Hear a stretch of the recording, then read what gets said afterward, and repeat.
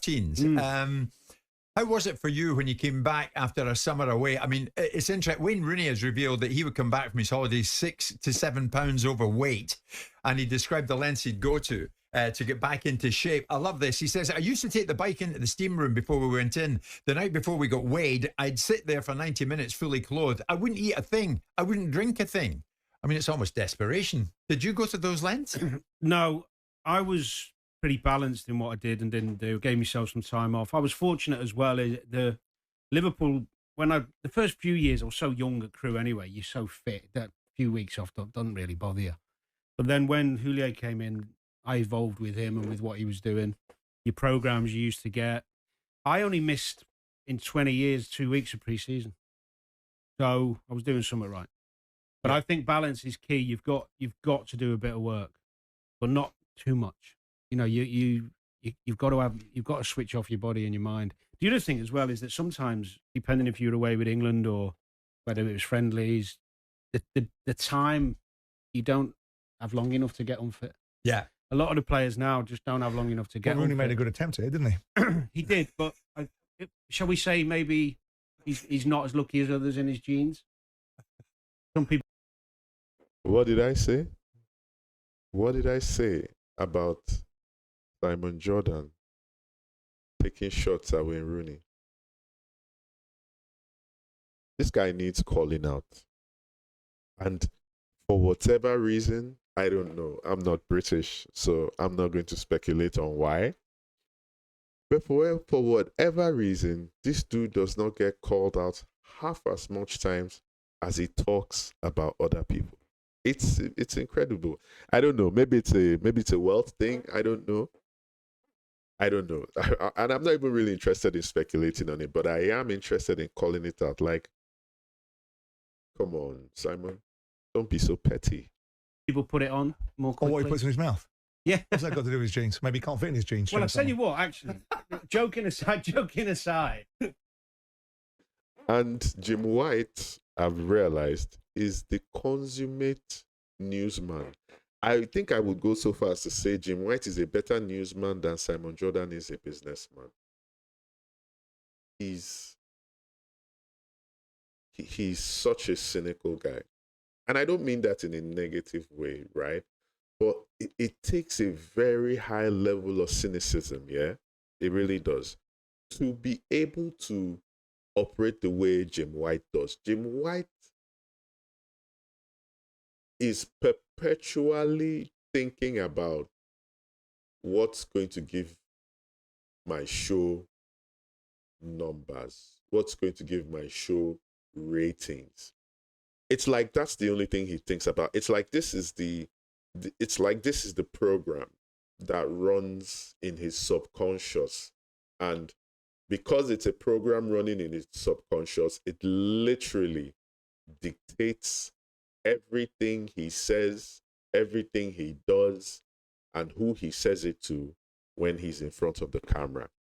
This guy is 100% 247 365 focused on. He's the personification of Talksport. When they tell opinionated news and all of that, that's Jim White. So he likes jabs. And here's what I'll give him his flowers. He takes jabs as well. Which is why I say that this guy is his cynicism true and true. Like I don't even think, I think he's gotten to the point where he will never take anything personal. Short of outright insult, I don't think Jim White will ever take anything personal. And I think he's always just going to be like, oh, this is just going to give me more ratings. That's all. That's all he sees. That's all he hears. No matter the conversation, all he's just hearing is, what are the ratings for this line of conversation going to be? What are the numbers for the viewers on this particular topic? It is... I can respect it. Yeah, I can respect it. But at the end of the day, I think it's probably just a little bit too cynical for me. But I can respect it. I remember in my early years at Crew, when Robbie Savage joined us, he doesn't matter what he ate or drank or how many days he had off. He was still the fittest player. Really? Yeah. Yeah. Some of them are like that, aren't they? Some are just Yeah, fortunate like that. Yeah, yeah. But also now you've got these programs you get given. I mean, And Danny Murphy has actually just proved why Simon Jordan is a douchebag.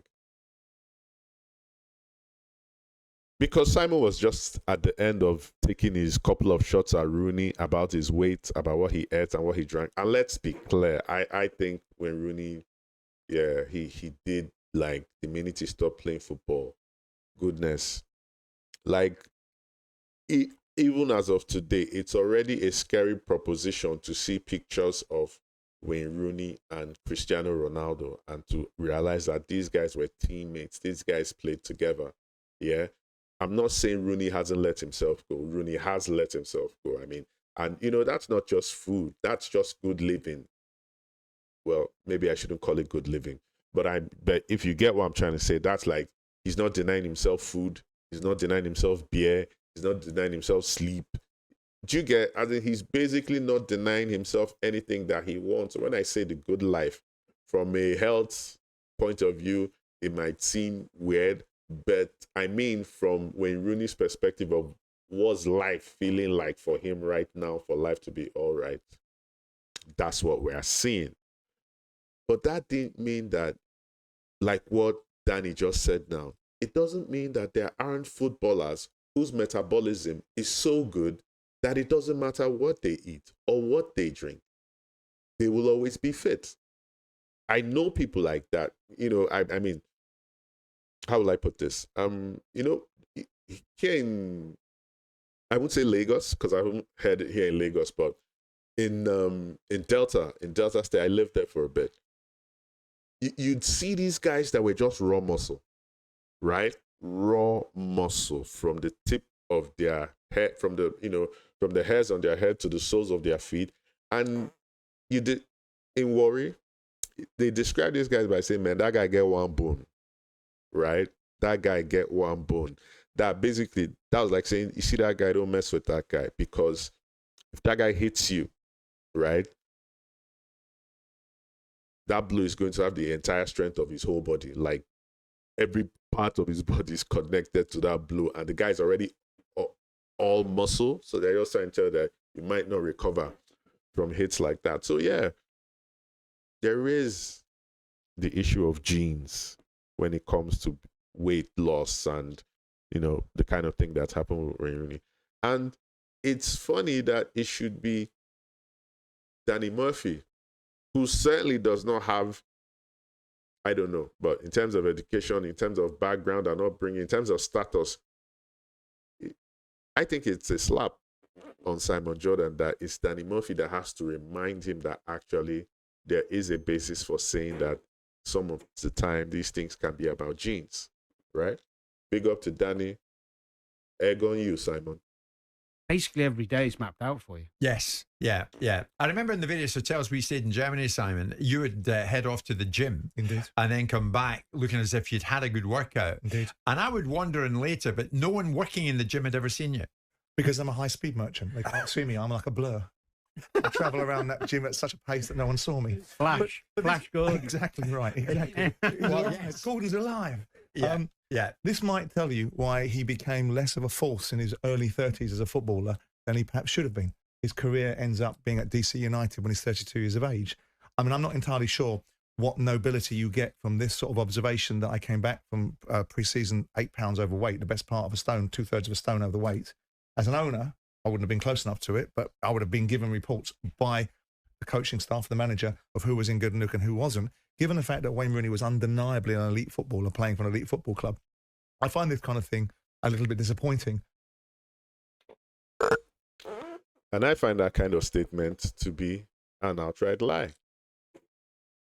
You're the football owner, you're the business owner, and they are giving you reports about who is fit and who isn't fit. Come on, Simon. Don't be lying out your ass.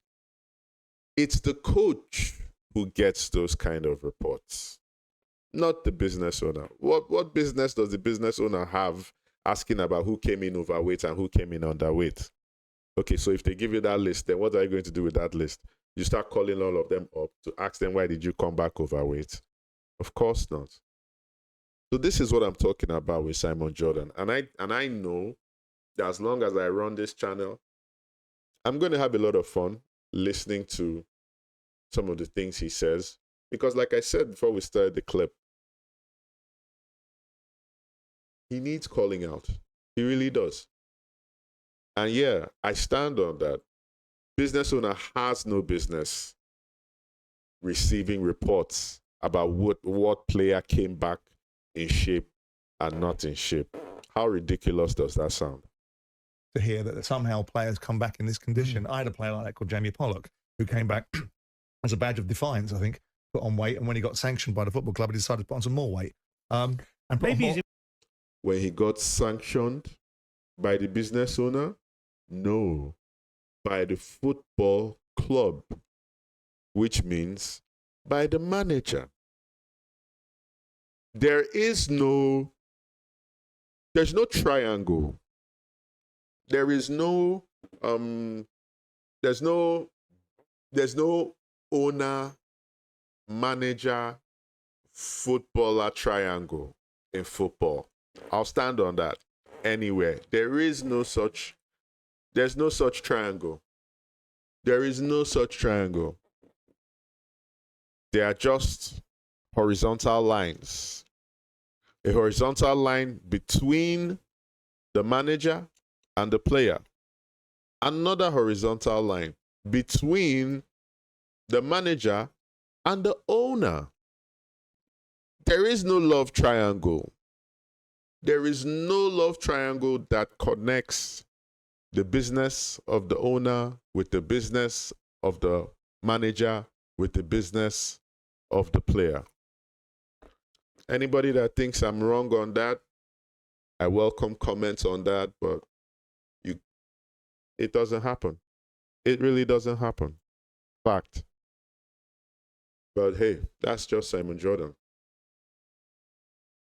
Embellished it a little bit. Maybe he's really. embellished it a little bit. The one thing you can't say about Wayne, and I know where you're going with it, but if you look at his numbers of how many games he played each year, they're pretty incredible. In terms of this, the mentality. He got himself fit, obviously, by using pre-season, which isn't the ideal way. Do you think that Wayne Rooney at 32 years of age could have been playing in America at that stage? As a footballer with that elite pedigree, with that capability and the numbers that you just said, do you think that a player of that ilk could be effectively... It doesn't matter. It doesn't matter if he was playing in the MLS by 32. It really doesn't. Right? It's not a today discussion that footballers have a very short career lifespan. It's even this period, it's even this era that we have come to see that it's actually a question of fitness and commitment so that players can actually be playing well into their late 30s. That's even just a recent understanding that we've come to have. But generally, we've always just said footballers as young as they can start, because by their 30s, they are on the last legs of their career. So I don't know what Simon Jordan is. I mean, it's such a subjective take that, do you think at 32, how many of them were playing up to their 30s? Maybe 2 decades ago. How many of them were playing into their 30s? Players playing into their 30s is very much a recent phenomenon. Fact. Yeah? We can always all just go back home and do our research and look at it. Simon wears his bias towards Wayne Rooney on his sleeve in every conversation. I'm going to hold my breath. I'm not going to hold my breath for a clip where Simon Jordan is objective in a discussion involving Wayne Rooney. Saying, I'm off to a retirement home in America with substandard football, which, by the way, I've seen firsthand, and it really is. It's a good point. I think the only thing I'd say, no, basically. But the only thing I would say on his side would be that he started so young. 16, 17, he was playing regular first-team football. There's not many players who start at 17 playing first-team football who last to mid-30s. That's exactly how it's been for years. That's exactly how it's been for years. Footballers, you start as early as possible because by your 30s, your career is on its last legs. This is a fact. This is a fact of football. Simon Jordan knows nothing about football on the field. All his knowledge about football is what he sees on the television and the ledgers and books he had to manage while he was the owner at Crystal Palace. But the true nitty-gritty of it has always eluded him. Always. Yeah. As an owner, Simon, would you have looked down on that? I wouldn't have looked. I don't think you can frown on it. I don't think you can look at it with any admiration. No. I don't think you can turn around and say, I mean, I don't know if tennis players or athletes that we're seeing and watching at this moment in time decide to go off and pack on pounds. I mean, I know boxers do because they live to a very disciplined code and a far more arduous one than footballers do. Yeah. But I wouldn't have looked at it and gone, well, there I have a consummate professional. Danny's point is well made, though, because at the end of the day, it is what you produce. And Wayne Rooney at Manchester United, on the whole, was a player to be admired and a player that produced outcomes that most football clubs would have gladly had in their ranks. But I wouldn't have liked it. And also, I'd have been surprised that... He just has to go on. He was right. Danny Murphy did make enough points that he had to cede some ground. But Simon Jordan is never going to end the conversation in praise of Rooney. He can't. It's not possible for him. Flip this and then one day show me a clip that says I'm wrong. Because it's never going to happen. Ferguson would have tolerated too much of it. Yeah. But, you know, when we talk about footballers being role models and we talk about football setting examples, these are the kind of things. I mean, I don't know. I've heard his... What? You want to hold Wayne Rooney responsible to a status as a role model so that even when he's not playing again, that he should eat and drink on behalf of his status as a role model. Wow. Been in Marbella this summer, operating in the same way whilst he comes back to manage Plymouth. I mean, these sort of standards aren't the right sort of standards. I don't think they're the right standards. I don't think they're to be admired. They might be realistic, and no one's suggesting that a football player has to live like a monk. Yeah. But you are supposed to be supreme athletes. Yeah. And you put yourself through the fact that you put on the best part of a stone and you've got to get rid of it and do it through methods like this. Yeah. You're going to eventually empty the tank. You're going to empty the tank, aren't you? Yeah. Yeah. Jim White and Simon Jordan. Monday to Friday mornings from 10 on AM, on DAB, via the Talksport app and on your smart speaker. Wow. That was creepy. That was very creepy. Like, I've watched enough clips, yeah. I've watched enough of Talksport, I've watched enough of Jim White and Simon Jordan to have already said that I knew he was going to take shots at Wayne Rooney. But seeing it and expecting it beforehand, it kind of gives me this vibe that Simon needs to work out whatever it is that is his problem with Wayne Rooney. Or he really should. There's no need for you to be so full of vitriol towards somebody else. That was creepy. Like, I actually did not enjoy. I actually did enjoy calling that. To be honest, I did enjoy calling that. Like, I knew it was gonna happen, but yeah. What can I say?